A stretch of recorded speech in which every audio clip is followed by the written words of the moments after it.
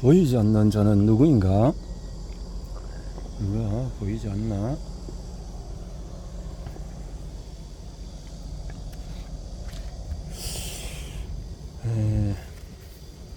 우연히 영웅이 된다는 것.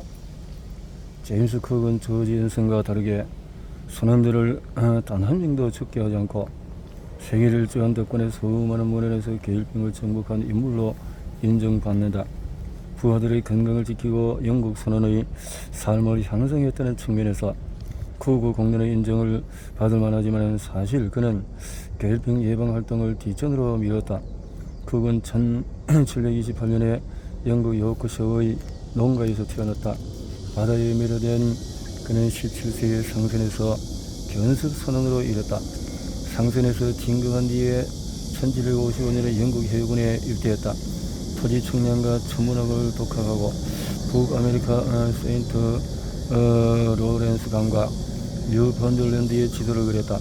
20년이 넘는 선원 경력과 항해 관련 전문 지식 그리고 과거 누구보다도 더 멀리 나아가고 싶다라는 열망이 항해에서 놀라운 발견을 하느라 그를 이끌었다. 쿡은 1768년에 8월 25일 계일정비를 마치고 이름을 바꾼 석탄 수송인 선인대보호에 선원과 과학회를 태우고 플리머스 항구에서 첫 세계 일주 항해를 시작했다. 이 항해는 해군 본부 학회가 공동으로 후원했으며 순수한 과학적인 목적을 달성하기 위해서 추진된 역사상 최초의 해군 탐험대였다. 쿡은 처음에 타히티로 가서 금성 태양 연통과 금성이 지구와 태양 사이에 위치하며 발생하는 천문 현상으로 지구에서는 금성이 태양 위를 통과하는 점으로 보인다. 걸리는 시간을 관측하려고 했으나 구름에 가려진 탓에 실패했다. 그런 다음에는 남쪽으로 방향을 틀고 북반구 육지 덩어리와 균형이 맞으려면 존재해야 한다고 여겨진 남방 대륙을 찾아내었다. 당대 전문가들은 남방 대륙의 균형을 맞추지 않으면 지구가 걷잡을 수 없이 흔들릴 것이라는 이론을 제시했다. 인대부호는 18개월간 항해하며 식량을 싣고 다녔는데 여기는 항계열병성으로 추정되는 몇 가지 음식, 이를테면 메가, 사우어크라우트, 또 당근, 마멀레이드, 겨자, 살룹, 나무 껍질을 만들 음료, 포터블 수프, 린드가 오렌지와 레몬을 재료로 개발하는 라 등이 포함되어 있었다. 이들 중에는 계열병 예방에 효과가 있는 식량은 사우어크라우트 뿐이었다. 식량보다 더욱 중요한 것은 이때가 상대적으로 평화로운 시기여서 함선이 해안에 자주 상륙하여서 재정비할 수 있었다는 점이다. 쿡은 선원의 건강에 관심을 기울이며 가능할 때마다 신선한 과일과 채소를 적극적으로 구했다. 처음에 하급 선원들은 그런 익숙하지 않은 음식을 먹지 않게도 버텼지만 고급 선원들이 맛있게 먹는 모습을 보고 결국 마음을 바꾸었다. 그 결과 계열병은 큰 문제가 되지 않았다. 쿡은 2년 9개월의 항해를 마치고 1771년 6월 12일 영국에 귀향했다.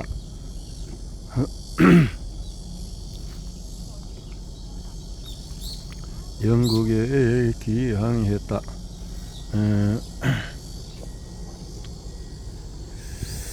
이번에는 쿡이 지휘하는 레저 선호의 선장 토비아스 푸노가 이끄는 어드벤처호가 함께 항해했다. 1772년 7월 10일 플리머스 항구를 출발해서 10월 30일 희망봉에 도착했고 선원들은 건강했다. 형들은 그래서 선원에게 결병의 증후가 나타나도 효과적으로 치료되었으며 아마도 사우어크라우트 등 덕분이었을 것이다. 린드를 압도한 치료에 동원되었으나 효능은 없었다.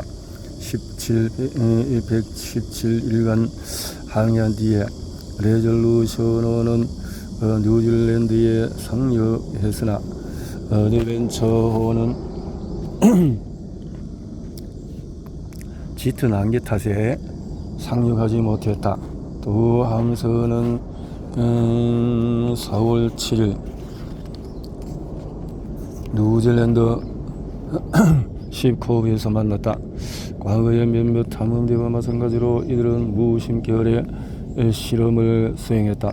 크기 주의한 레졸루션호와 달리 어드벤처호는 선원들의 식단에 신경을 쓰지 않아서 계열병이 시달리고 있었는데 십코브에서 얻은 신선한 채소를 섭취하사 선원들은 건강이 빠르게 회복된 것이다. 더 함선은 뉴질랜드에서 타히티로 항해하는 도중에 실험을 반복했다. 코브의 함선에 탑승한 33명은 계열병의 징후를 보이다가 치료를 받고 건강해졌다.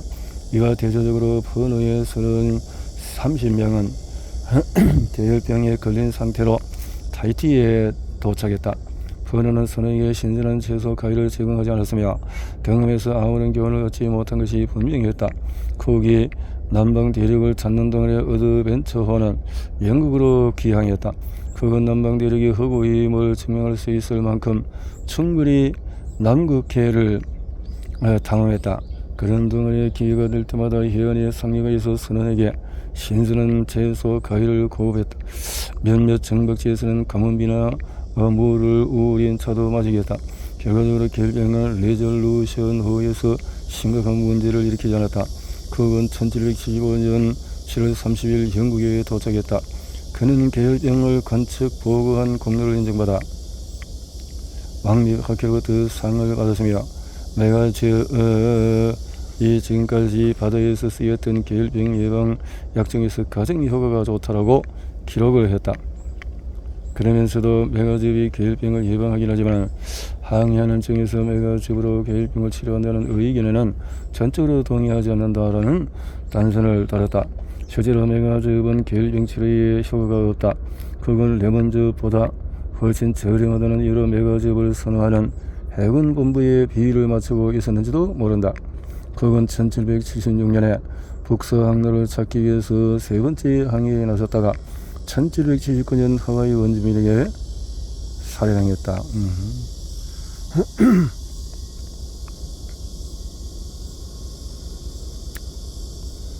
그걸 따르던 선원들은 이듬해 10월 북서 항로를 발견하지 못한 채 영국으로 귀향했다. 선원들은 모두 계열병에 걸리지 않고 건강했다. 그건 심지어 사람이 지내기 힘든 기후에서도 선원들이 계열병에 걸리지 않고 오랜 기간 먼 바다를 항해할 수 있음을 입증했다. 그러나 그것을 집안 계열병 관련 정보는 극히 적은 데다가 한계가 뚜렷했다. 그건 계열병의 예방법과 또 치료법을 우연히 시도해서 효과를 보긴 했지만 개별 조치에 관한 정보를 주지는 않았다. 린드혈압을 시도했다가 실패한 뒤에 강결류 과일에는 효능이 없다고 해석하기도 했다. 그러나 그건 해군으로부터 막대한 신뢰를 얻었으며 사망하기 전까지 10여 년간 해군 방침에 영향을 미쳤다.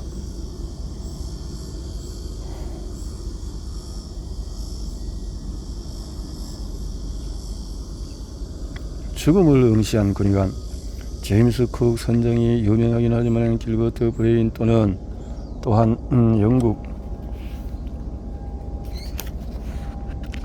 해군에서 계열병을 정복한 공로로 인정받아야 마땅하다. 브레인은 계열병을 정복하는 과정에 전염병학이라는 과학 분야를 창시했다. 브레인은 1749년에 스코틀랜드 남서부의 부유한 상인 가문에서 태어났다. 14세에 성직자가 되기 위해서 에든버러 대학교에 입학했다가 의사로 진로를 바꿔서 10년간 대학에서 공부했다. 그는 학내 의학회에서 회장으로 선출되고 예술대학의 의과대학의 교수진에게 좋은 평가를 받았다. 브레인은 에든버러 대학교 소속 저명한 학자들에게서 추천서를 받은 다음에 런던으로 이주해서 의술을 펼쳤다. 그는 태도가 냉정한 탓에 후널의 7브레인 이라는 별명을 얻었다. 그는 신성하고 경건하며 죽은 사람 같은 표정을 지었다라고 기록이 전해진다.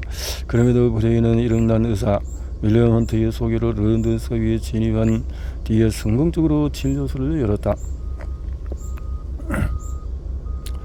브레인이 진료한 유명한 환자 중에서 한 명은 서인도 제도 함대를 이끈 해군 제독 저지 로든이 경으로 진료를 받기 전에 수행한 작전에서 결병에 시달렸다. 1799년에 로든이는 브레인에게 번창하는 진료서를 적고 자신의 주치 자격으로 서인도 제도 항해에 합류해달라고 설득했다. 브레인은 런던에서 안락한 삶을 포기하고 전쟁터로 나가게 된 계기를 기록으로 남기지 않았다. 브레인은 의사로서 그리고 갑판에서 전투를 도움으로써 두각을 드러냈다. 로든에는 브레인을 함대 군의관으로 임명했다. 브레인은 군의관으로서 선원에게 발병하는 질병과 사망 사례를 나열한 월간 보고서를 제출하도록 다른 군함의 군의관과 인근도 요구했다. 브레인이 그러한 데이터를 수집하면 유용하리로 생각한 이유는 뭘까?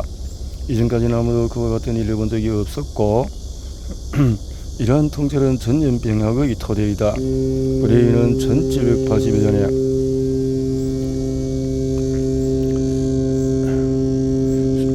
서인도 제도를 항해하던 도중에 기념비라고 이름 붙인 보고서를 해군 본부에 제출했다. 그는 함대에 복무하는 1만 2천 명 중에서 1,600명이 죽었고 그 가운데 60명은 전투 동기에 목숨을 잃었으며 나머지는 감염과 계일병으로 사망했다고 밝혔다. 그러고는 다음과 같이 덧붙였다.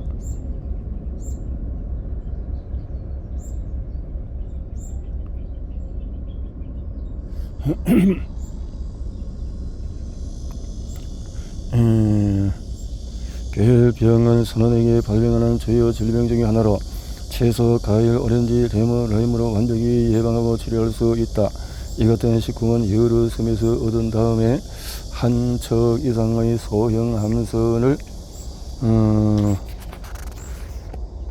이용해서 군함으로 보급할 수가 있다.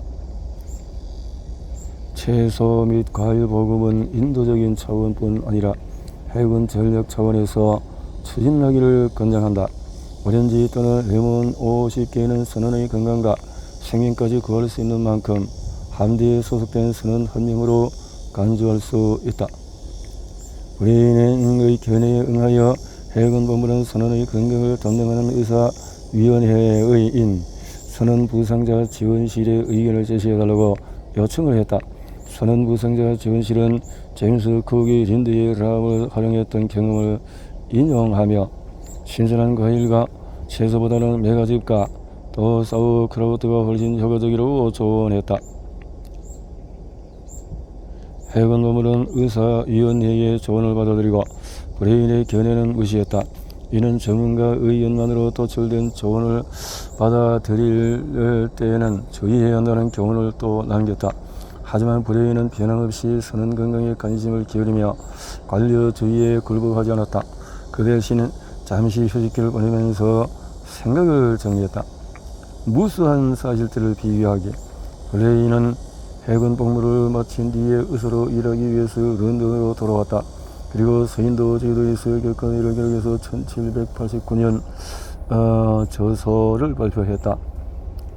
이 책은 역사상 가장 지루한 책으로 과소평가되었다. 그런데도 린드가 발표한 너무보다도 계일병 및 의사의 역사에 대한 방대한 영향을 미쳤다. 의학의 역사.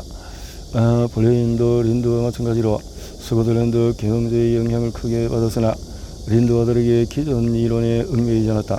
브레인은 발전을 이루려면 계열사나 선입견이 반영된 가설에 의존하지 말고 무수한 사실들을 비교해야 한다고 생각했다. 그래서 습관적으로 통계 자료를 편집했다.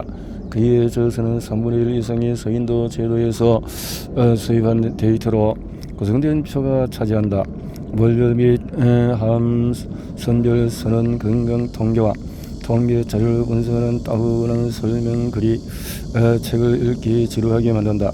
브레인은 자신이 감독하는 함선과 병을 대상으로 시간 흐름에 대한 질병 발생 패턴을 연구하여 질병의 원인과 효과적으로 관리법을 추론했다. 이처럼 시간과 공간에 대해 따라서 질병 발생을 분석하는 연구는 전염병학의 기초이며 브레인은 최초의 전염병학자였다. 브레인은 린드 덕분에 레몬, 라임, 오렌지가 가장 효과적인 항계혈병 식품임이 밝혀졌다고 확신했다. 이를 뒷받침하기 위해서 전투를 마치고 돌아온 함선 2척을 지정해서 라임을 보급했다. 두 함선이라는 선원들이 계혈병에서 회복되었지만 라임을 보급받지 못한 다른 함선에서는 계혈병 환자가 증가했다. 브레인은 실제 결과를 바탕으로 기존과 다른 결론에 도출했다. 우선 계혈병의 원인으로 나쁜 공기, 미아즈만은 고려할 가치가 없다고 일축했다. 선원들은 해안이 아닌 선상에서 더욱 빨리 건강을 회복했다. 선상에서 계혈병을 치유하는 방법은 육지의 공기가 아니라 식단과 청결 휴식과 관련이 있다고 생각이 된다. 브레인은 또한 린드랍의 효능이 없다고 결론지었다. 이 결론에 어떻게 도달했는지를 밝히지 않았으나 첩을 가열해서 항계혈병 특성이 사라졌다고 지적을 했다. 또한 그는 함선 내에서 전염병 전파를 막는 몇 가지 요소를 관찰했다. 그리고 관찰 결과를 정책에 반영하면서 린드보다 한 발 앞서 나갔다.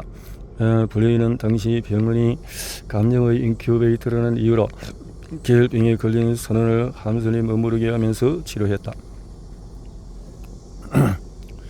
6월에는 함대 전원에 환자가 많이 발생하긴 했으나 계혈병으로 사망한 선원은 4명에 불과한 듯이 보인다.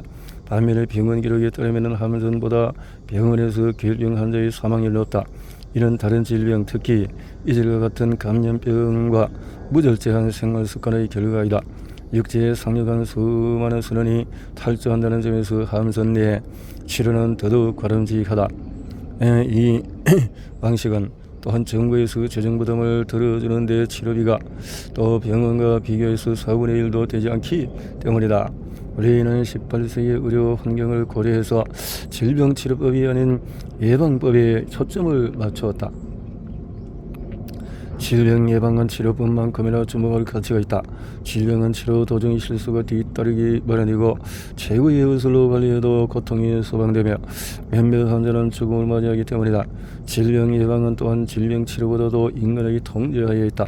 인간의 기술은 인체 내부에 변화를 일으키는 것보다도 먹는 음식과 호흡하는 공기를 변화시키는데 더 용이하기 때문이다. 질병 예방 지식은 치료 지식보다 명쾌하고 만족스러운데 생명의 비밀스러운 근원을 밝히는 일보다 건강에 영향을 주는 외부 요인을 조사하는 일이 더 쉽기 때문이다. 그가 남긴 말은 21세기에도 여전히 큰 울림을 준다. 해군을 설득하는 법.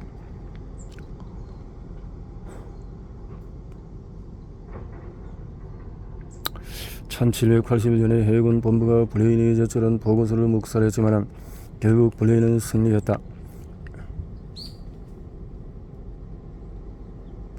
1795년 블레인은 선언부상자위원회 구 선언부상자 지원실의 위원으로 임명되었다. 모든 사람이 개인적으로 그를 마음에 들어 하지는 않았지만 블레인은 위원 자격을 얻었고 그는 단도직입적으로 의견을 제시했다.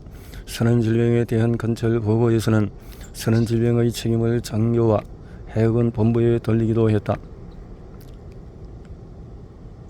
일부 고대인의 말에 따르면 급성질병은 하늘이 내린 병이지만 만성질병은 사람이 만든 병이다. 그러나 나는 이번 연구에서 적어도 선원에게 발생하는 급성질병은 사람의 관리 부실과 방치로 인해서 생겨난 병임을 증명하여 고통받는 선원 자신이 아닌 그들을 보호해야 하는 당국의 악행타심을 밝히기 위해서 노력할 것이다. 블레인은 새롭게 부여받은 권한을 바탕으로 해군 본부 위원회를 설득하여 각 선원에게 매일 레몬즙 약 20ml를 제공하도록 지시하되 이를 법으로 규정하진 않았다. 이때 제공할 레몬즙은 린드랍처럼 가열해서 보존한 식품이 아니라 신선한 즙 또는 알코올로 보존하는 즙이었다. 모든 함정이 지시에 따르지는 않았지만 영국 해군에서 계열병 환자 수는 급격히 감소했다. 이는 정부 방침을 정하는 과정에 역학 데이터를 활용한 첫 번째 사례였다. 이는 역사상 획기적인 사건이었다. 블레인은 질병이 언제 어디서 발생하는지 표로 작성하고 분석하면 그 질병의 원인을 파악해서 질병이 전파되지 않는 시기에도 예방할 수 있음을 입증했다. 이 아이디어는 오늘날 명백한 사실로 여겨지지만 이를 길버트 블레인처럼 노력을 기울여 폭넓게 입증한 사례는 없었다. 물론 대부분은 1854년 런던 의사 존 스노가 콜레라의 급속한 확산 원인을 분석하면서 전염병학이 탄생했다고 추정한다. 스노는 런던의 모든 콜레라 환자를 수정한 끝에 런던 인근 지역에 식수를 말하는 브로드 스트리트 급수 범퍼가 전염병의 원인임을 정확히 밝혔다. 당시는 미생물의 감염병의 원인이라는 사실을 아무도 몰랐지만 스노는 감기 당국을 설득해서 급수 범퍼 손잡이를 뽑았다. 결과로 또는 우연의 일치로 콜레라 확산세는 진정되었으며 브로드 스트리트 급수 범퍼는 의학사에 이름을 남기게 되었다. 스노와 브레인은 모두 공로를 인정받아서 마땅하다. 그래도 전염병학의 기반을 닦은 인물은 블레인이다. 300년에 걸쳐서 스는 100만여 명이 계열병으로 사망했지만 블레인 덕분에 영국 해군의 주요 사망 원인에서 계열병이 사라지게 되었다. 블레인은 린드와들에게 의대생 시절의 이론에 얽매이지 않고 현상을 냉정하게 관찰하고 분석했다. 거의 15년이 소요가 되었으나 결국 그는 해군 관리를 설득하고 선원의 삶을 개선했다. 블레인은 기존 이론과 거짓된 주장을 접어두고 계열병의 문제를 직시하는 놀라운 능력을 갖추었다. 그가 지닌 객관성은 어디에서 비롯되었을까? 단서는 거의 없다. 미완성 초상화 속의 블레인은 회계사처럼 보인다. 그는 회계사처럼 숫자를 사랑했다. 블레인이 해군 정책을 수립했다는 사실 또한 주목할 만하다. 어느 부고 기사는 블레인이 그런 지위에 오른 요인은 겉으로 드러나는 우아함이나 인위적인 매력이 아닌 재능과 근면함에서 나왔을 것이라고 전했다. 블레인은 끈질겼다. 1781년 해군 본부가 보고서를 묵살했을 때 포기하지 않고 지속적으로 해군의학에 관심을 쏟으며 관료들에게 압력을 가했다. 블레인의 문체는 그 시대의 전형적인 문체가 그렇듯이 억지스러웠지만 명하고 직설적이었으며 그래서 다루는 주제에 관해서는 당대 누구보다도 정통했다. 블레인은 철저한 과학 연구를 바탕으로 대성공을 거두었다. 하지만 블레인의 성공은 완벽하진 않았다. 항계열병 식품으로 보편적으로 제공되지 않는 탓에 계열병은 영국 해군에서 종식되진 않았다.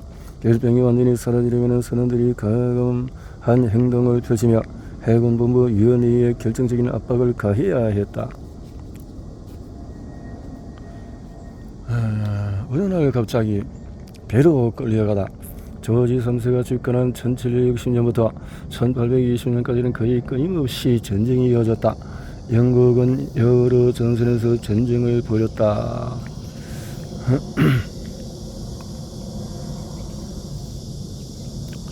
그래서 강제 징집 때에는 해안을 돌아다니면서 남성을 해군에 넘기고 현상금을 받았다. 법에 따르면 강제 징집 때에는 경험이 풍부한 선원만 데려가도록 허용되었으나 실제로는 가능한 모든 수단을 동원해서 찾아낸 사람을 전부 해군에 넘겼다. 징집 때는 몇몇 남성을 상대로 자발적으로 복무하도록 유도하기도 했지만 대부분은 술에 취했을 때 강제로 데려갔다. 강제 징집된 남성은 늙고 병약하고 만성 영양실조였다. 법정은 다른 형태로 강제 징집을 시행했다. 치안판사는 범죄자를 감옥에 넣는 대신에 해군에서 복무하도록 선고하였다. 하급 선원은 탈영 위험 때문에 항구에 정박했을 때도 하선이 허용되지 않았다. 선원들은 개정성 음식을 충분히 섭취해야 했다.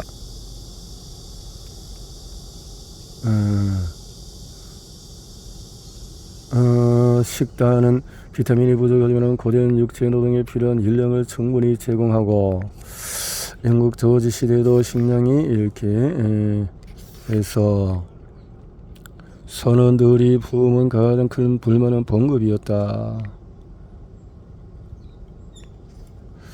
봉급 때문에 반란을 일으켰고 1797년 그래서 해협 함대 선원들이 기회를 잡았다.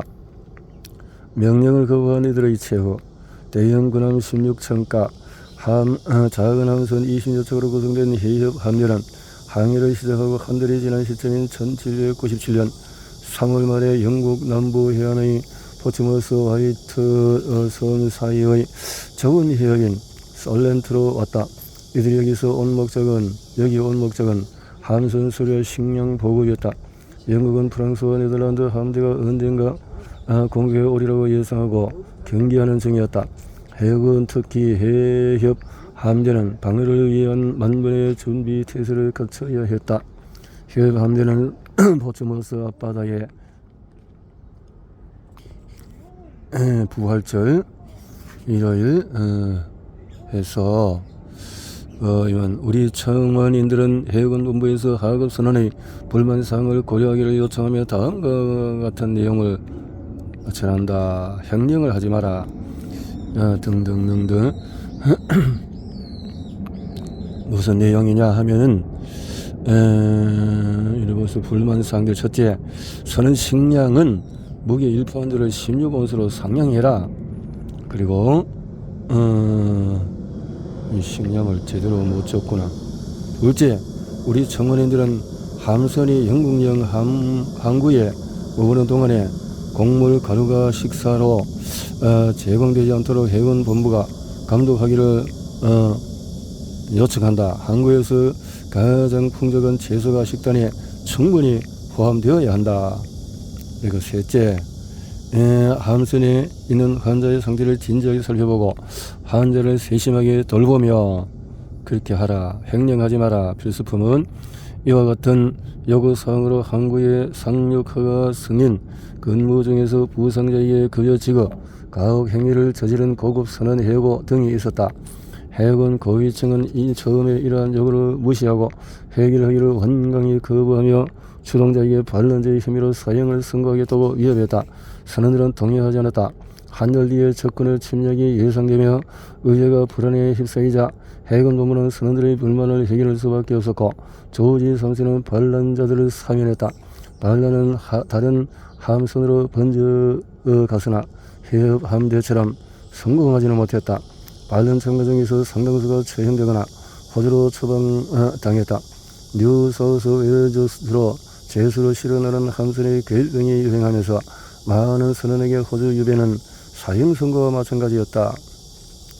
해군 본부는 제수에게 신선한 채소와 명원죽을 보고하는 식으로 자원을 낭비하지를 않았다.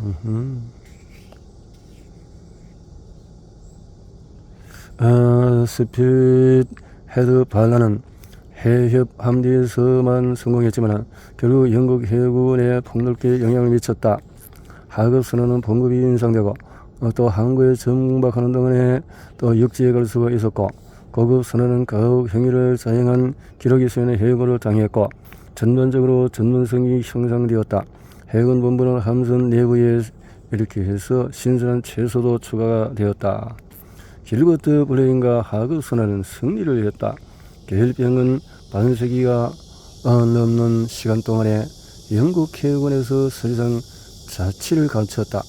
놀랍게도 영원히 사라진 것은 또 아니었다. 이런